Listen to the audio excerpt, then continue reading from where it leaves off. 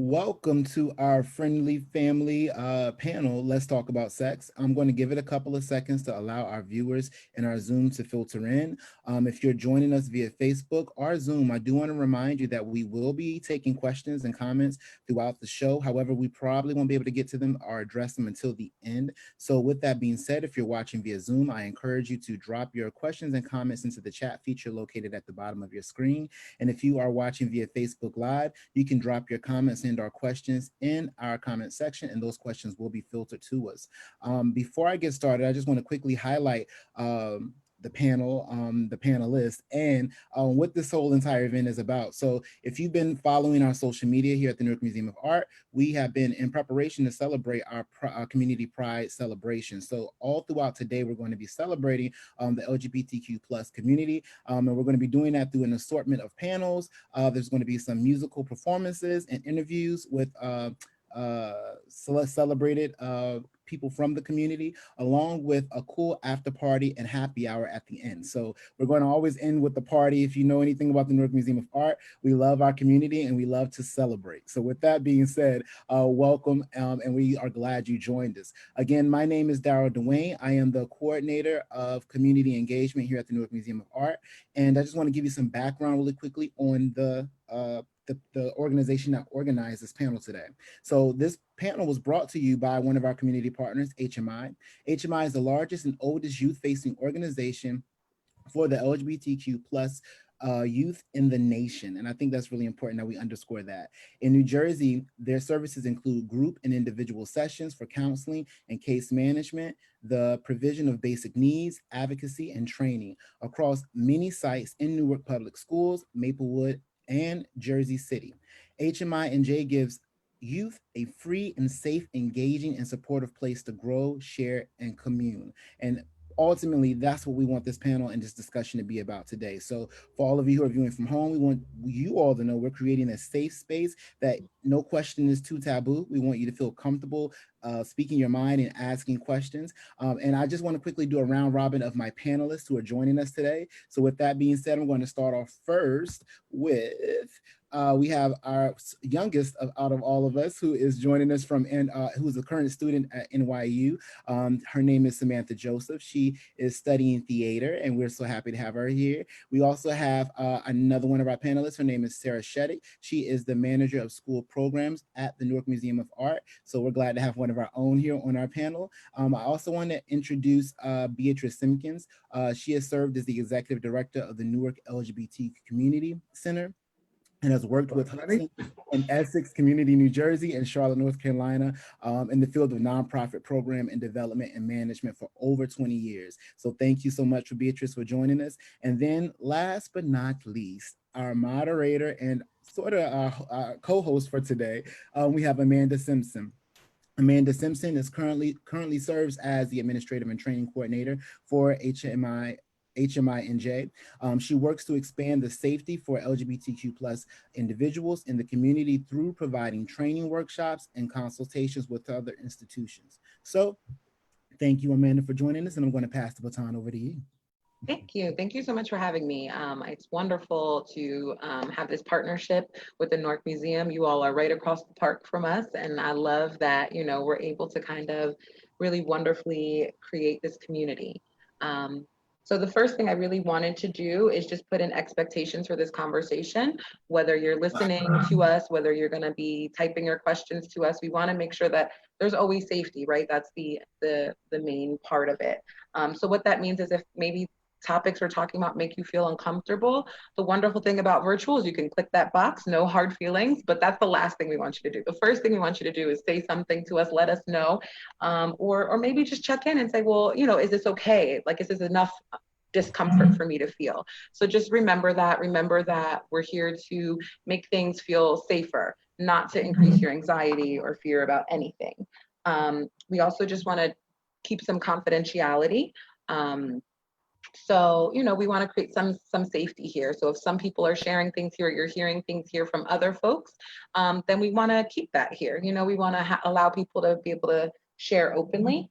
And please share, listen ask your questions. That's what we're here for. You know, that's why we're up here. We would rather you ask your questions to us than maybe see someone on the street and ask them a question that's going to offend them. Like we're up here. We can handle those things, and acknowledge our impact, ourselves including. Maybe we do say something that's offensive to you or to your identity or to your sexuality, and please let us know, and we can acknowledge our impact, and we can, you know, apologize and have a conversation about that.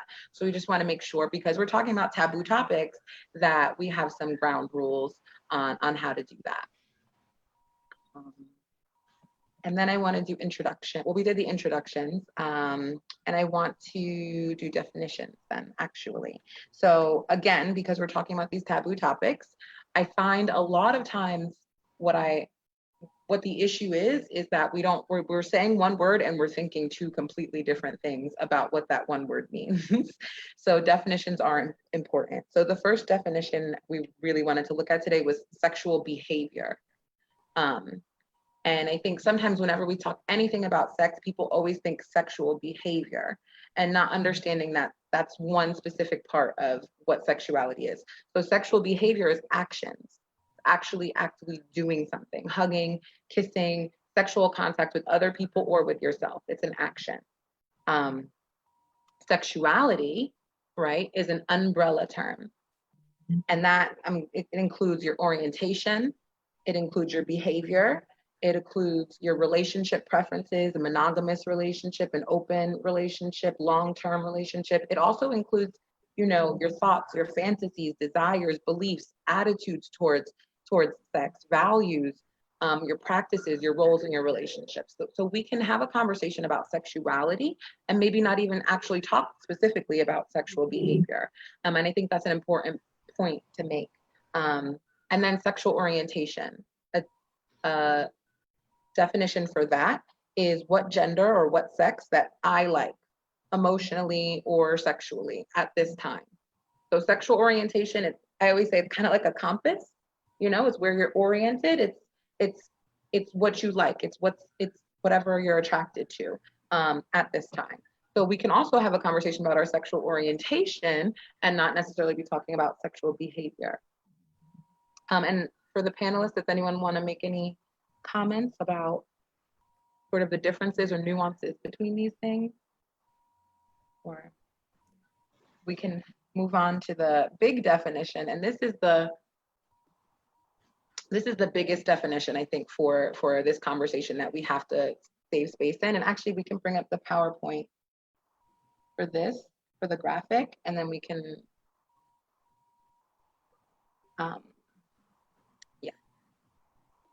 kind of move through some of these things.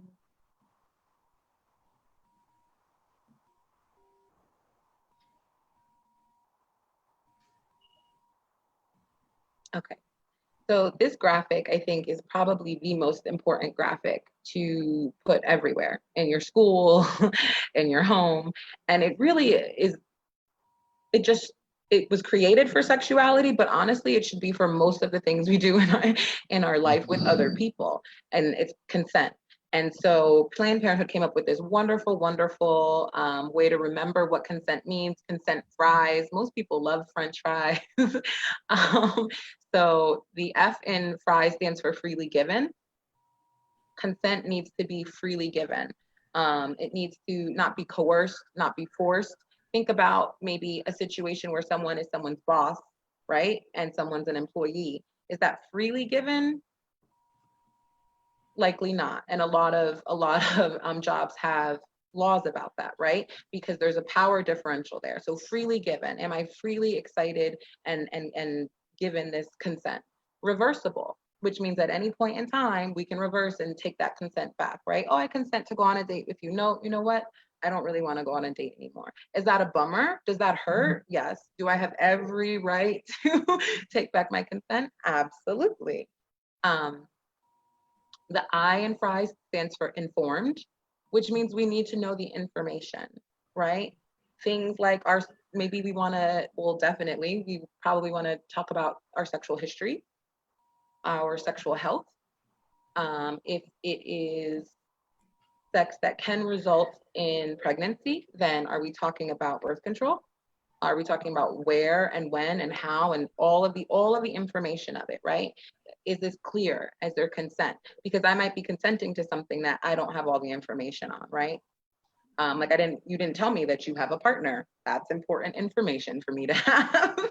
um, Enthusiastic. Am I excited? Is this fun? Is this something I want to do? And then specific, again, for that specific thing, right? I can consent to hold your hand, but that doesn't mean I consent to making out with you, right? Or any of the levels of those things. So this is, I think, the most important thing for families to be talking about, and to be talking about all the time in all different ways. Because this is how we learn how to protect our own boundaries, how to create our own boundaries, and how to keep safety. Okay, so do we want to go into the first question? Let's do it. Let's do it. Well, these are so. When is it a good time to talk to youth about sex, sexuality, and how can I start the conversation? Maybe we can come back to the panelists so we can share. I can share something. So I have two really young children. I have a 2-year-old and a 9-month-old, and I have these thoughts all the time. In fact, I have these conversations often with my husband, and we look at ourselves as wanting to do more sex positive parenting, as opposed to let's wait and have school teach about sex. Sexuality, gender. We want to have these conversations naturally. To this day, I can go out and buy a book and start these conversations now. So for me, as a parent, and this is just through my own experience, I'm exposing my children immediately to these conversations. If they have a question, which they will, because everyone has these questions, being sexual, having sexual urges, understanding your own body, touching your body. These are things that are going to happen. I don't want them to feel uncomfortable. I want them to know their own personal boundaries. So by introducing it early on through children's books, and there's so many out there, we can share a few different ones as well. That's how I'm exposing my kids early on, so that when they become more verbal, we'll go deeper, and then we can go deeper again. This conversation is ongoing. I still have it in my mid-30s with friends, with family. I'm not from a family that's very closed about these conversations. So I find that I'm lucky with that. I know a lot of families do come from a place where they don't want to talk about I don't specifically go into details about my sex life, but this is normal to have very open dialogue about sex, gender, consent. And I think by starting earlier, you build those boundaries, you can have easier conversations about consent. So when it does come time, when they want to explore or have further questions or confused, they have more responsibility about this, and that's a big worry. I mean, everyone has experience, with some sort of,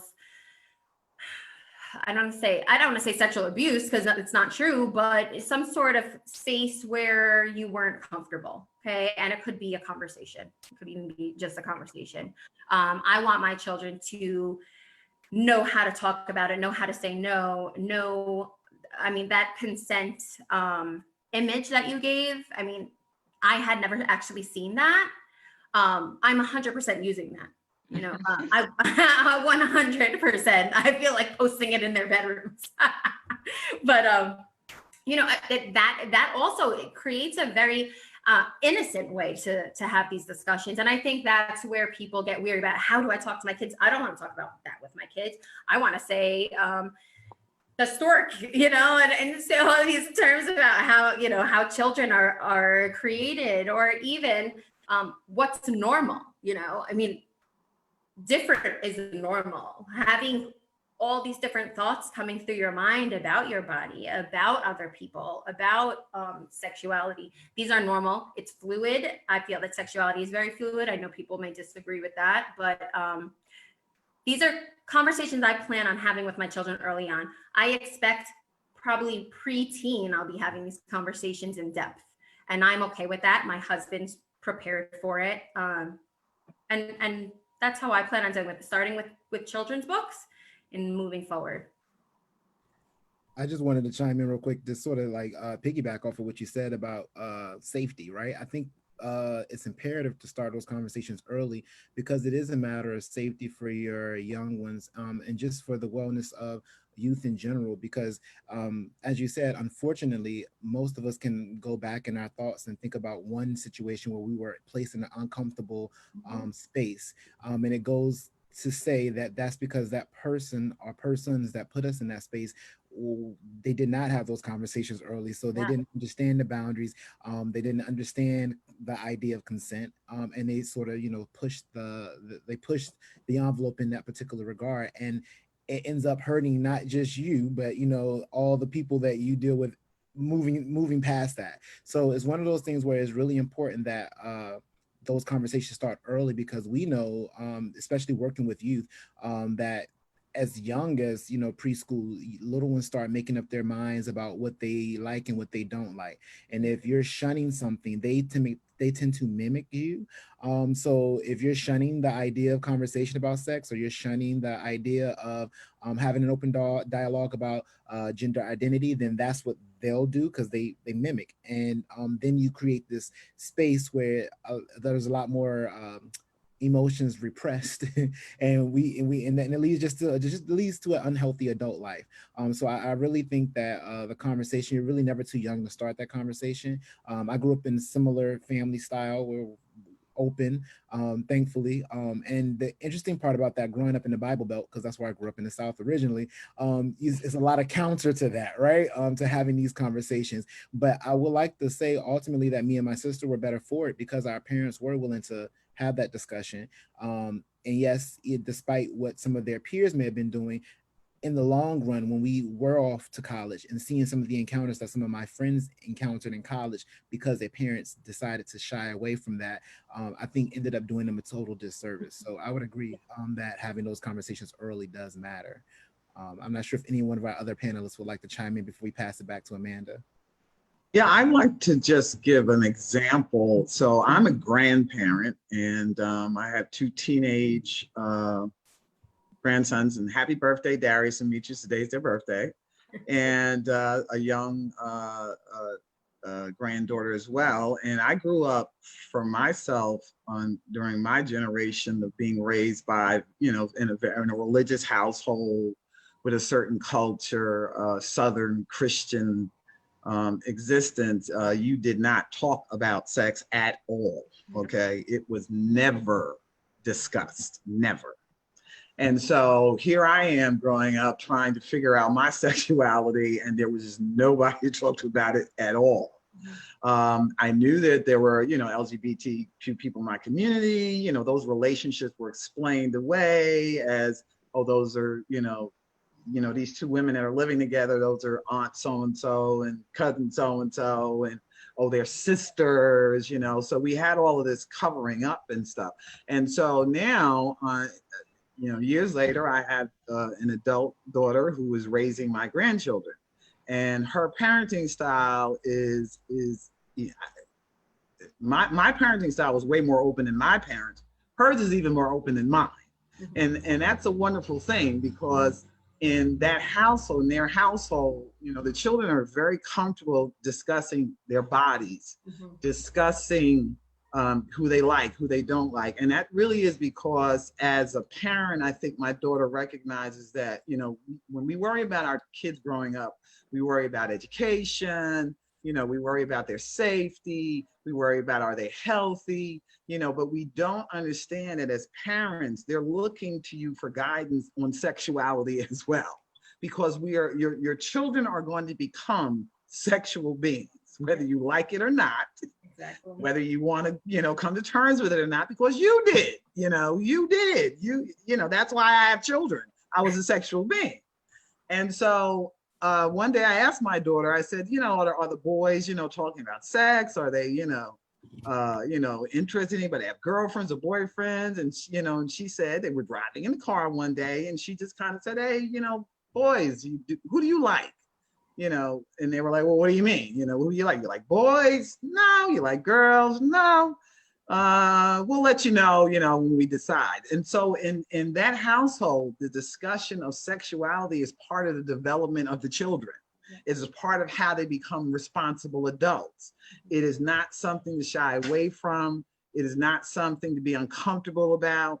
And I understand that, we're as adults, we get all, tight and crazy about that. But it's so much better for your children when they can just talk about it.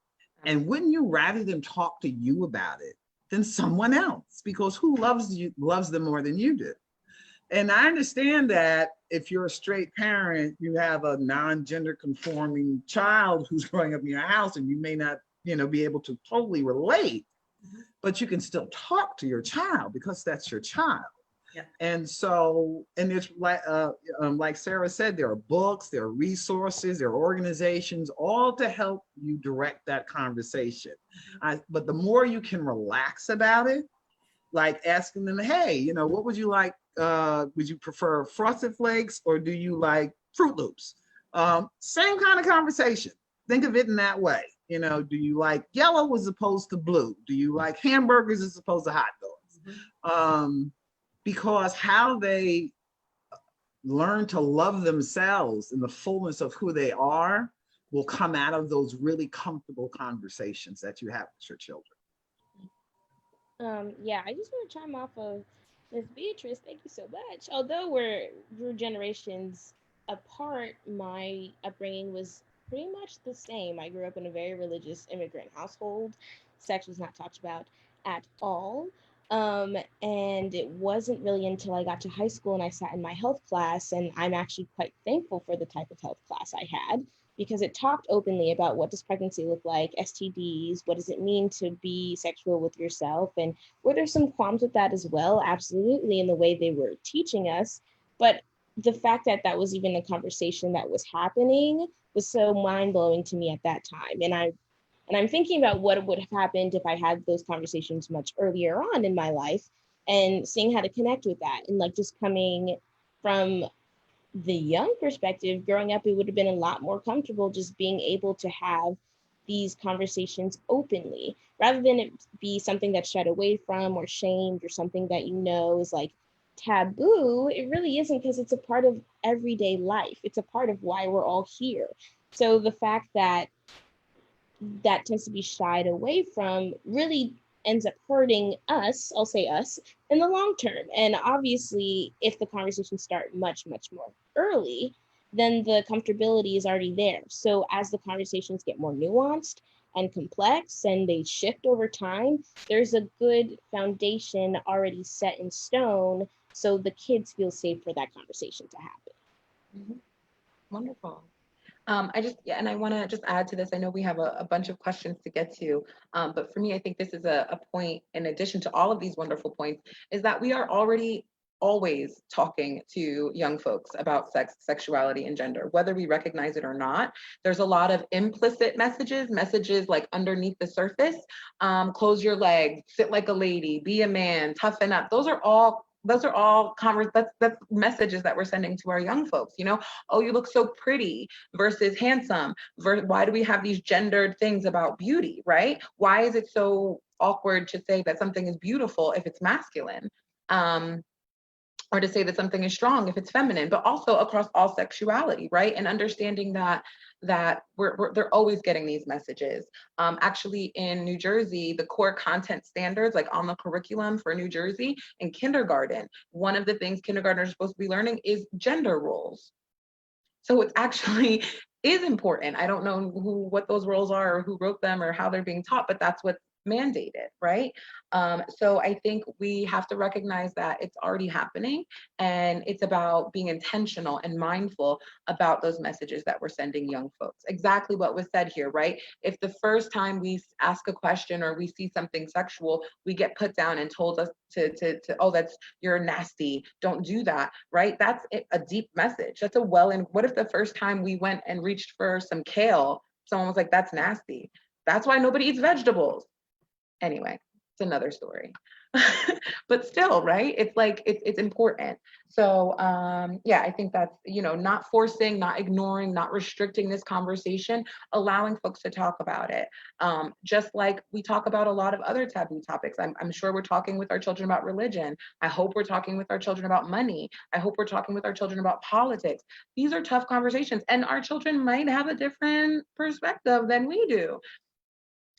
That doesn't mean we just ignore it and act like they're never going to pray or make money, right? Like, it happens. And also, just real quick, asexuality is also a thing. So, and it's more affirmed and open now. So there's a lot more young folks who are asexual, which just means not really even interested in sex. That still means that they should have a conversation about sexuality. It just means that that's their preference. Okay, so the second question, now as a youth, as a young person, you know, how do I know when something is important enough to ask or tell my family in regards to sex, sexuality, and gender? How can someone start this conversation? I guess I'll start. Solely just based on the fact of when you feel safe, you feel comfortable, and it's almost a gut instinct. And we don't talk about that a lot. Um, and I don't know how it happens, but over the span of time that we're on this earth, we tend to disassociate ourselves with trusting ourselves with how we're feeling. And then you always second guess yourself, or you gaslight yourself and you say, oh, wait, it is it is this allowed? Like, and that's the most important thing here, is trusting and understanding that gut feeling. And once you feel that impulse within yourself first, then you need to survey how you feel in this space and if you feel comfortable enough to have those conversations. That's the next most important step, because if you don't feel safe and you don't feel comfortable, how could you ever sit and actually have real open conversations about this? It's very real. If you feel like you're in a hostile situation, your body language changes, you don't want to talk, it gives you some sense of uncertainty and anxiety, everything's heightened. And the fact that all of this is just so normal and a part of regular life, kids shouldn't have to feel, or young people or teens or whatever, young adults, whatever adjective you want to put or label it, they should feel safe and comfortable to do that. And as a youth, like, when you do feel comfortable and you're like, oh, I do like that, and that kind of confuses me, but I'm interested, like that is the most important thing here, understanding and recognizing those gut feelings. And once you have them, feeling safe and comfortable to have that conversation. Oh, sorry. No, go ahead. I feel like that's why it's so important to create that foundation of a healthy, like, just healthy sexuality. And that is, you know, as a parent, that's a major part of giving those tools to a child. So when they get to that point, they know when they want to have that conversation. They know when it's safe and when it's not safe. And to be confused is so normal.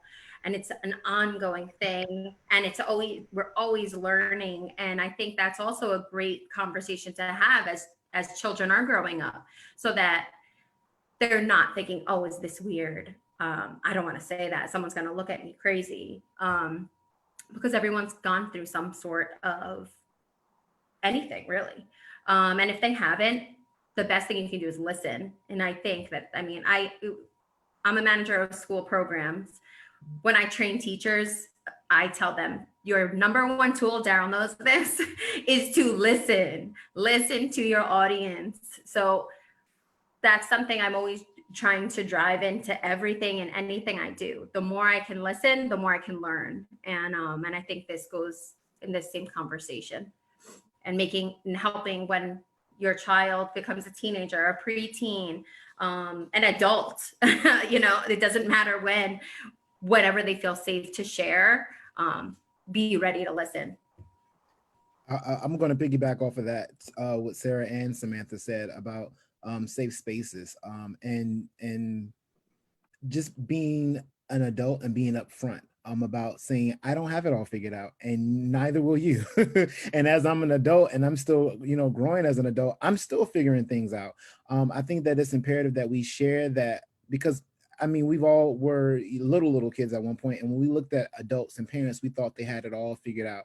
You know, it's like look at stages in life, right? When you're 9 and 10, the first thing you think to yourself, when I can get grown and I can drive, you know, I'll be able to do A, B, C, D, E, F, G, right? So we think that it's a stair-step process because that's kind of how life is taught to us in school, right? Once we get to this level, then we should have this done and accomplished. But in reality, you know, life doesn't work like that. And I think it's even more imperative to be thoughtful and saying like sexuality and gender identity doesn't work like that either. It's not always a black and white thing for every single individual. And some people, for them, it's very mapped out that this is what how they see themselves and how they view themselves. And for others, as we spoke to earlier about there being a spectrum, you know, you find yourself somewhere in the flow or in the mix of that spectrum, and that's okay too. Or you're figuring it out. Like you still aren't very sure or are 100% certain on who and what you feel most connected to. So when Samantha was speaking to earlier about, you know, being okay with that and, you know, saying, you know, I like this, but I'm not sure if I like this, but I'm interested, right? Like, I think that it's imperative that as adults, we create safe spaces to let them know, like, look, we don't have it all figured out either. And we're still, so I'm here to listen as Sarah spoke to, and I may not understand, but I do, or I can empathize with you in the context of we don't all have the answers, and we don't have we're all still trying to figure it out. And I think that's most imperative, that to let them know that I may not be able to answer that question or give you complete clarity in this regard. However, I know what it's like to not know where you fit in and to be able to identify with that, because underneath it all, we're all human, and that's the one thing we can identify with. Yeah, that's a wonderful point. Go ahead, Beatrice. You're gonna. Yeah, so, you know, as a youth, I guess you're always kind of hesitant about, you know, approaching your parents about things that are seem controversial. And so there's always that anxiety. You know, it's great to talk about movies and food and, you know, those kinds of stuff, the kinds of conversations you'll be having as a youth in terms of gender identity, sexuality, you know, your sexual preferences, how you're feeling, those could come out in a lot of different ways. And those conversations could be about how you're dressing. You know, we all go through this stage of where our parents are the ones purchasing our clothes and they're the ones who are telling us how to dress. And I remember, you know, thinking, I can't wait until I never have to wear a pair of stockings again. And that took me until I was an adult before that actually happened. But imagine, you know, if I could have had that freedom when I was 14, 15, it would have saved me so much angst when it came to going shopping. And so, you know, have those conversations. It may be, you know, in the way you want to dress and the colors of the clothing that you wear. You know, it's not, when we talk about sexuality, it's not just about the sexual act. And so those conversations can come out in a lot of different ways, from the kinds of movies you might want to watch with your parents, from a book that you might be reading that you want to share. Use those kinds of, you know, cultural experiences to engage your parents and say, you know, well, you know, I read something, I saw something, you know, this is really how I would like to, you know, I want this shirt as opposed to that shirt. And so those are the kinds of conversations you're going to be having. They don't have to always seem heavy. They can be quite casual in nature, and quite relaxed, if you just think of it as letting your parents get insight into who you are. Wonderfully put. So I think looking from the youth perspective, I just want to shout out also the understanding here that this conversation is not being held in the heteronormative, right? That we're understanding all of these different types of sexualities and relationships and things like that. And specifically when talking about consent, like that's not a conversation just for females or people assigned female at birth. That's a conversation for everyone, for all genders. And I think about that in regards to a youth and not wanting to share, and realizing that how maybe our gender or how our gender is perceived. Like if I am a cis, if I'm, you know, a male youth, Like, I can't go talk to my parents about sex. Like, I'm supposed to know this already, right? Or whatever. Like, how there's a million different ways that those things could play that would be a barrier to that conversation. So I think it's really important to understand that. And one of the biggest things that was actually taught to me from a guidance counselor was just this concept of, this is how we lose our children, right? And so as that youth, if I'm choosing to not say things to my parents, I'm taking that choice away from them to be in my life later on. Like, you're not even giving them a choice, which is, in some people's, like, I don't want to give them the choice. Like, I'd rather just keep it here, handle it on my own, and keep things status quo. And if that's what you want, that's what you want. And we're here for your goals. Just recognize that that's what you're signing on for, at least for now. You know what I mean? And if it's like, listen, I want to give them a choice and I want to let them know who I am, then go for it. And I think, like, essentially what everyone was saying and what Samantha had said a lot, it's all about safety. Some households, you know your household, right? And it's like, I cannot say these things. I cannot ask these questions. I would rather not. Then you know what? That's the situation, and deal with that, cope with that. Come to school, come to HMI, come to the museum, come some places and vent about that and get that someplace else. But I think also maybe just test it. Just test it, because we never know. And sometimes our parents are like so aggressive and rough about things. I'm like, you didn't brush your teeth. And it's like, that's just my teeth. What if I tell them I actually, like, what? So, but you don't know, right? So maybe just test it just one time, see what happens, and then go from there. I hear so many kids that are just like, I just wish I could ask. I want to know what my parents were like in high school. I'm like, I bet you your parents really wish you could ask them those questions too. But someone has to just try a little bit. And like, not all of us are raised that way. A lot of parents today weren't raised this way to create a conversation that's comfortable for sexuality. Like, that sounds ridiculous for some folks. But if young folks feel empowered to kind of say, like, hey, like, listen, show them this video. Look what I found on Facebook. Look at this. This is Newark Museum, right? And see how they are open to it. This is a way where we can slowly create some safety to have those conversations. I also want to chime in for all of our viewers really quickly who are watching via Zoom and are watching via Facebook Live. You can drop questions into our comment section. So if there are any questions that you may have for our panelists or specifically for Amanda, by all means, drop those questions into the chat feature located at the bottom of your screen if you're watching via Zoom. And if you're watching via Facebook, you can drop those comments in the comment section and we will make sure that they're filtered to us and we'll try to answer them live while we have Amanda here on air. But I just wanted to reiterate, this is a dialogue, not just with us, but with all of our viewers at home. And something you hit on, Amanda, when you were speaking to just ask, right? I know toxic masculinity is another big thing, especially in the South, especially in traditional religious, Bible belted families. And even for me, just personal story, personal journey. When I was growing up, like, I love my father. My father is like my ace boom coon, right? But growing up, it was difficult for us to have those conversations initially because of the fear, right? I can't talk to my dad about things in general because, men, we don't say I love you. Like, I remember there was a time growing up where, I remember hearing it all through my youth, right? So, and then I got to like middle school, and somewhere around middle school, my pops wasn't, so quick to say, love you, son, right? And I didn't understand, and my brain, the back of my brain, it was there, but the front of my brain was like, well, that's what guys do, and I just sort of pushed it to the back, but I didn't realize how much that bothered me till I got to college. And interestingly enough, when I got to college and moved away, I really had to have I had to sit down and deal with myself why that bothered me the way that it did.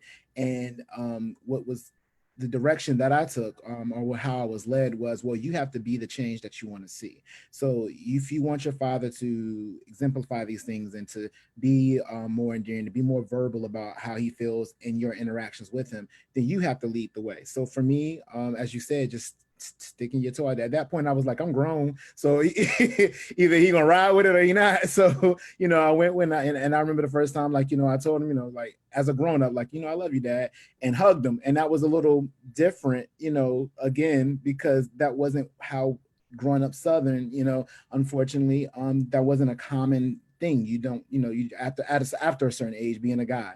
And so I remember the first time it was kind of like, oh, okay. You know, he wasn't expecting it. But now, you know, fast forward 7, 8, 10 years later, every time I visit home now, he's, before I can get out the car, hey, and he's in tears and he's ready to hug me, you know. So and how much that means to me, like how much deeper our relationship and our bond has gotten because we were willing to, you know, put aside toxic masculine roles and say, look, you know, we're human, and you know, I'm your son. You know, you played a big role in who I am in my development. To be able to have that dialogue with my dad matters so much. And I think we also got to acknowledge the conversations that guys can have with their fathers, because I think oftentimes, you know, we think about moms in the emotional role, or those who are playing the role of mother to a child, that we think that those are the only people we can express our feelings to. And I think that it's imperative to have fathers in the house and to be able to speak freely. So I just wanted to just like piggyback off of that. Sometimes you do have to take it within yourself and just take a chance. Of course, do it when you feel the most safe. I felt the most safe when I was grown and out of the house. So if it was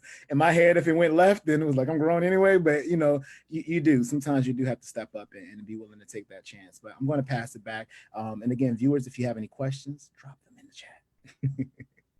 Yeah, that's perfect. Actually, that's a perfect segue into our next question, which asks if I am one sexual orientation and gender, right? Because that's another point we made. Everybody has a sexual orientation and gender identity, not just gay people. Everybody has an identity, although some identities are just assumed upon us, right? Like it's just assumed. Okay, but so if I am of one sexual orientation and gender and my family member is not, I find that this makes it feel weird and confusing to talk about sex, sexuality, and gender. How can I facilitate this conversation with them? I'm just gonna start and jump in. So some of my history is I used to work in substance abuse treatment. I don't like that word, but that's what they call it.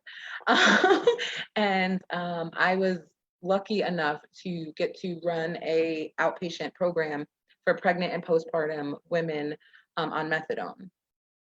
And I was like, okay, I have never been pregnant and I don't have children and I've never been on methadone, and go.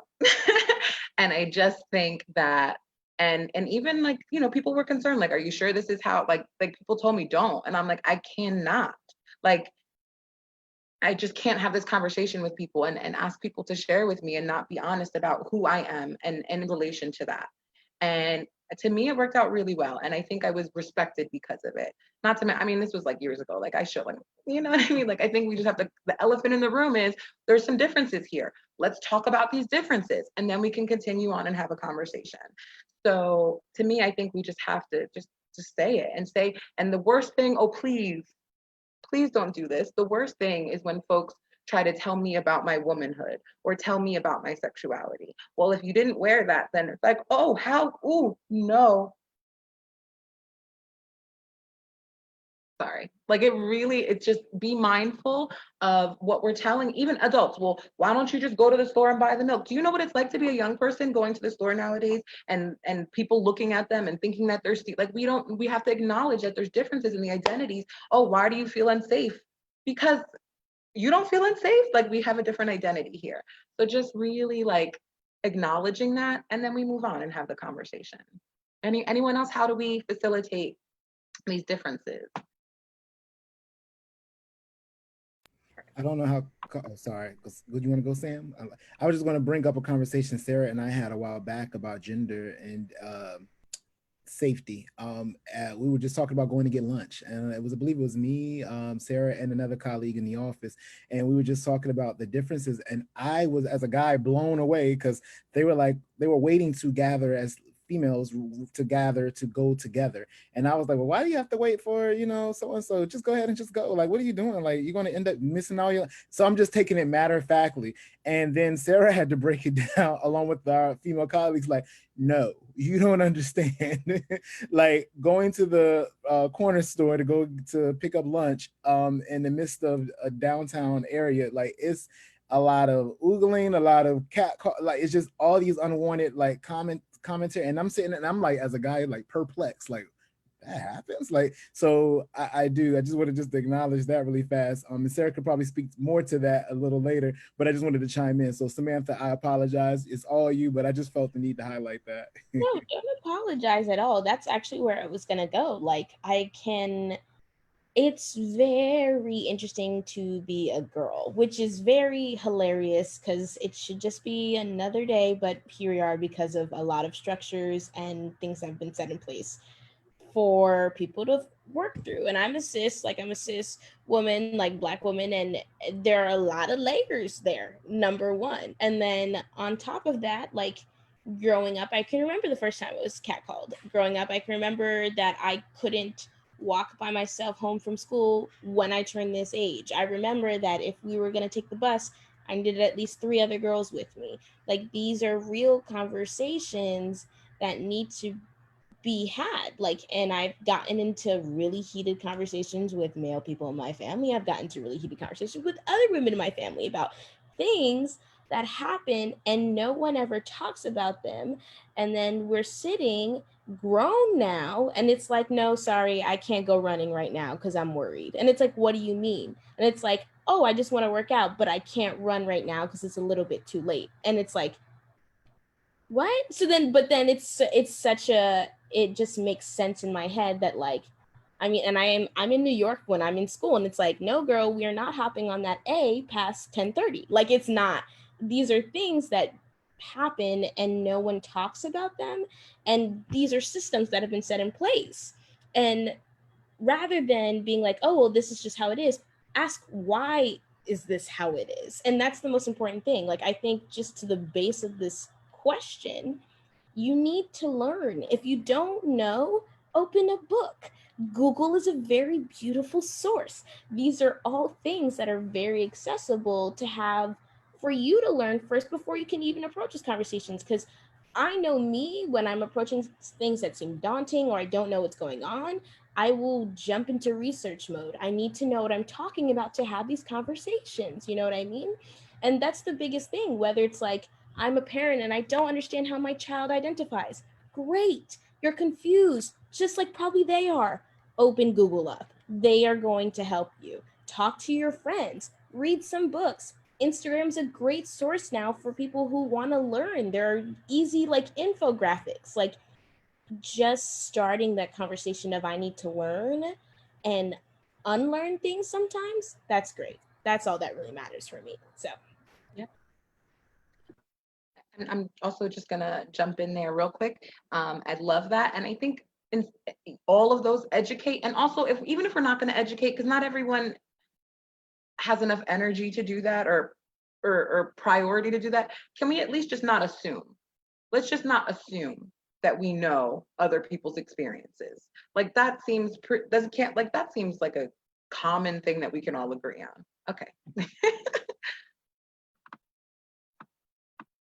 Remind folks that LGBTQ people, non-gender conforming, non-binary, queer, whatever term you want to use, we all kind of came up in heterosexual households, or what households that seemed heterosexual. There was a male person and there was a female person. And so that's the construct under which most of us were raised. Now, of course, households and families are very diverse and different. So for me, my parents were straight people, from what I could see and determine anyway. And it's not that they made some announcement, but they looked around and everybody had a mommy and a daddy. And so as you're growing up as a young person, you're going to grow up in a world and society that has very binary constructs. There's males and there's females, and the girls wear pink and the boys wear blue, and the boys don't cry and the girls do cry. And so all of that's laid on top of your, coming into this world and trying to discover who you are. So you will probably always be having a conversation with a family member or adult person who is your parent, who is likely to not necessarily have the same kind of sexuality and orientation as you, but they're still your parent. They still love you. They still care about you. They still want you to be, grow up and be healthy and successful. And so I think the more you can, help to open up the world in terms of getting out of that binary thinking that we put all of us into this box or that box. Understanding that there's more variety in human beings, I think, than there is in any other species out here. Everyone is different, but we're still human. You know, the thing that keeps us, you know, the thing we have in common is our humanity. You know, we all want love. We all want to be fed. We all want to feel safe. We all want to be accepted. And so thinking on those higher planes will help you to be able to just have open conversations with people who are not necessarily exactly as you are. That's great. Beatrice, also, what you mentioned before in the last question is so relevant to this conversation too.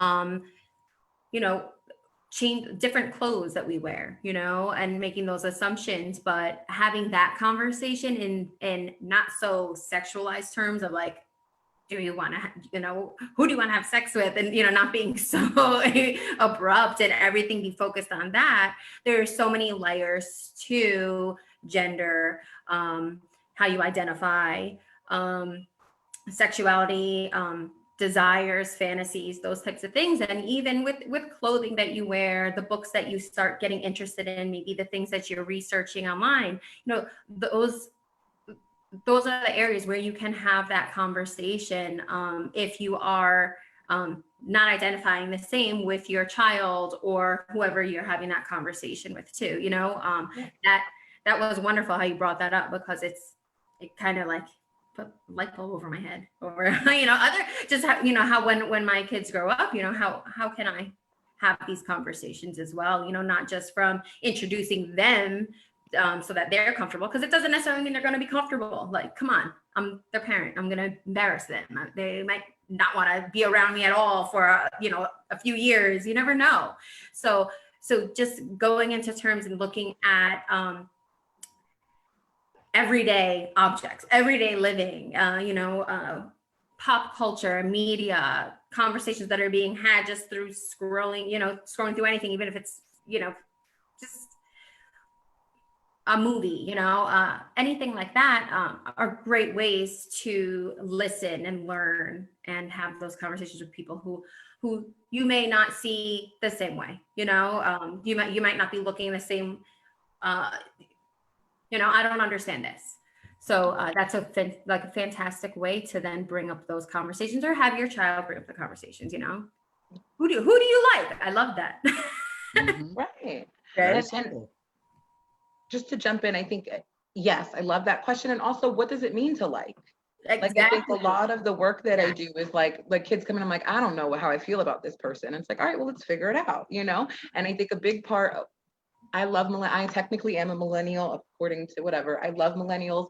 A problem with us is the exaggeration. I'm dead. Are you really dead, or was that funny? Right? Like, easy. Oh my, everything is exaggerated. And so we lose that nuance. And I think it's really important to feed into that. I'm a little bit angry. I'm enraged. There's many thermometer marks in between there.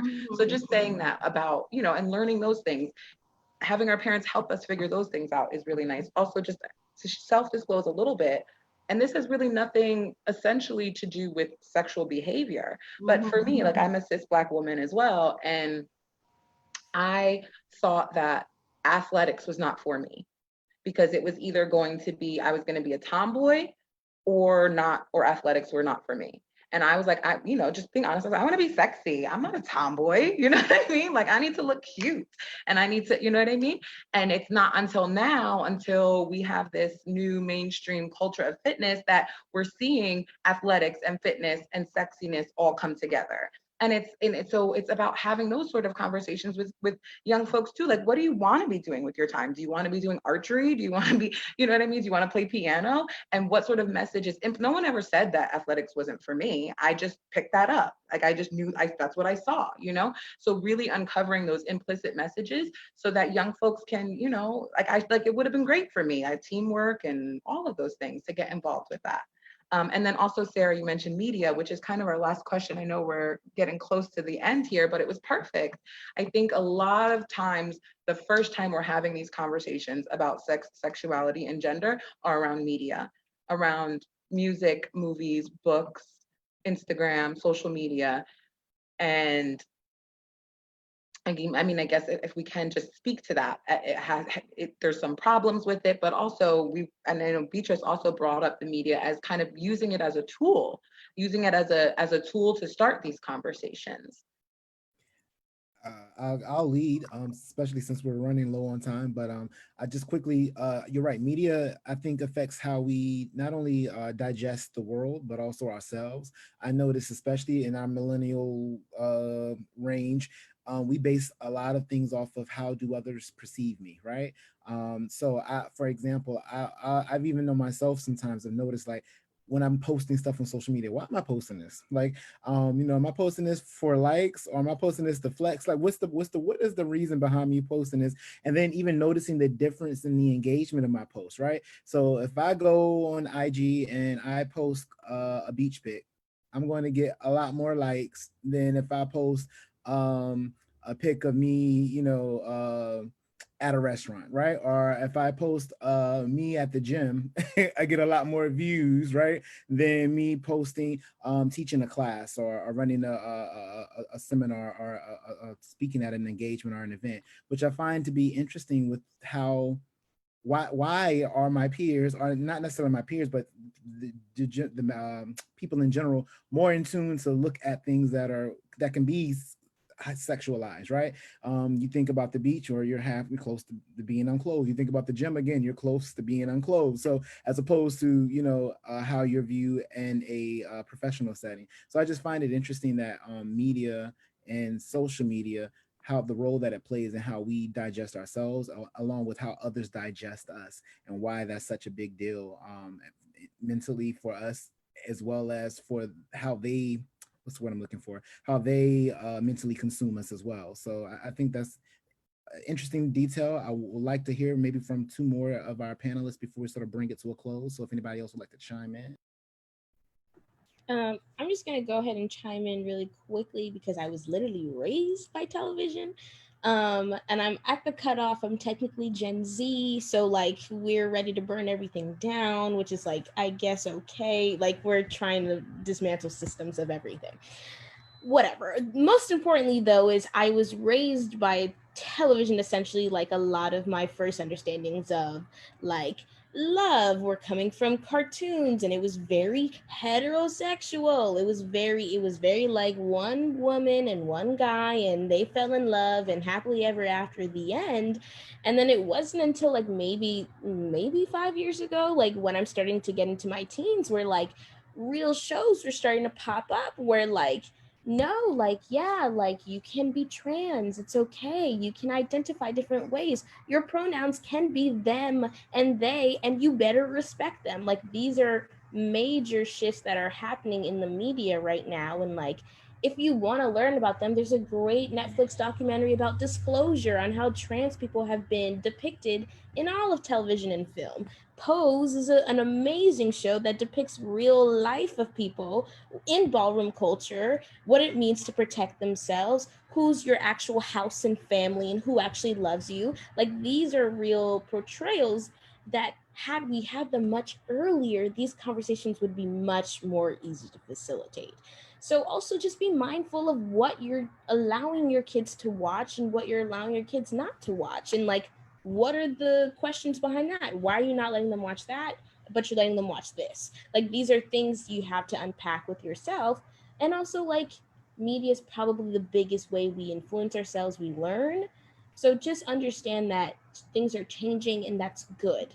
There shouldn't only be one binary, and that's the most important thing here. So yeah. One thing, Pose is amazing. And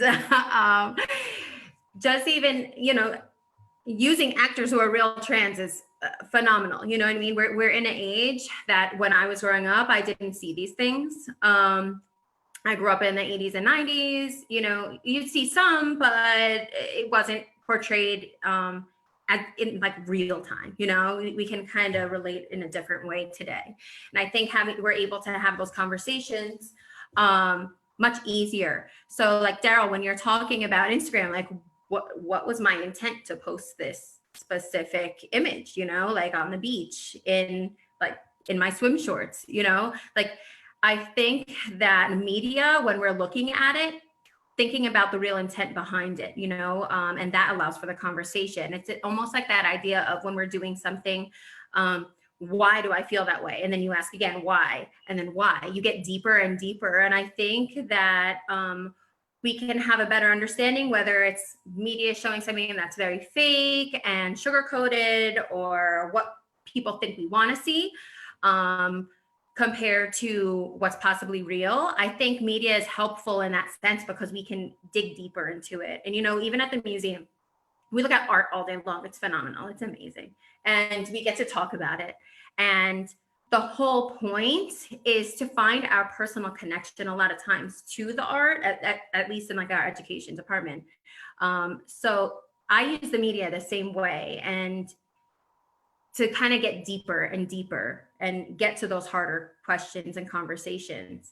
And that's how I plan on at least using it with my own kids, but also in our school programs. I mean, I find it also a part of my responsibility to have questions and utilize art, media, pop culture to bring up these types of conversations. So I think it's a tool that's special. It's really helpful. Even if it's fake, great. Why? What's fake about it? Let's break it down. So that's what's kind of special about having media like that. And let's show some stuff that was shown in the 80s and compare it to today. Let's be real about it. What were people saying then? Are they still saying that now? What's different, and that can be a real helpful tool as well. Can I not just, yes, and on the last statement, and I think another thing is the skills. Like, this is teaching our families skills so that we know how to speak from the heart. We know how to have these conversations. And when I go out there in the world and I'm in relationships, whether it be romantic, whether it be at work, whether it be with neighbors, I'm able to still do that. I'm able to find the words. I'm able to say things that are uncomfortable. The world isn't so overwhelming and anxiety producing because I've had those conversations before and it's turned out okay. So I think there's a lot of handicapping that's happening when we're not exploring those things. So yeah, thank you so much. This has been very, very wonderful conversation.